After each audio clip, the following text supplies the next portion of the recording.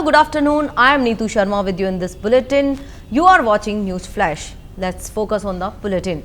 Kremlin spokesperson Dmitry Peskov said that improving Russia-US relation will take time, citing the absence of a summit between Presidents Putin and Trump. More than 6 months into Trump's term, first in modern Russian history.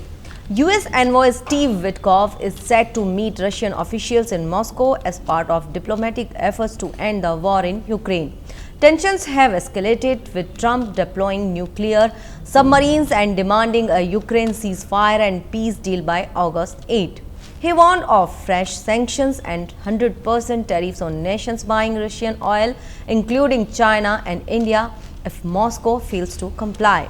Let's focus on the next news. Prime Minister Narendra Modi spoke to Uttarakhand CM Pushkar Singh Dhami regarding the recent cloud burst in Uttarakashi's Dharali area.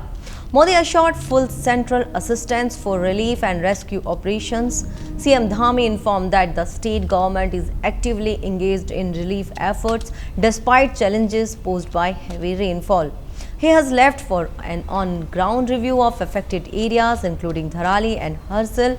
The disaster struck on Tuesday afternoon, causing floods in the Khir Ganga river. 4 people have died and several are missing.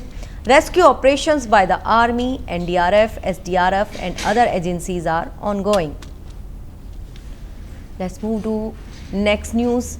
Congress leader Jairam Ramesh criticized the Rajya Sabha deputy chairman for citing the 1998 Supreme Court ruling to block discussion on the special intensive revision electoral rules. While ignoring more recent judgments, he also slammed the Election Commission for misrepresenting the Supreme Court's stance on the Bihar SIR process, noting that the court did not issue a stay because none was sought and mandated acceptance of Aadhaar, ration cards and EPIC as valid ID proofs. Ramesh accused the chair of selectively applying precedents, highlighting growing tensions over electoral rule transparency and parliamentary procedure. For Rajasthan, Jaipur, Rajasthan Chief Minister Bhajanlal Sharma has announced a special gift for women on the occasion of Raksha Bandhan.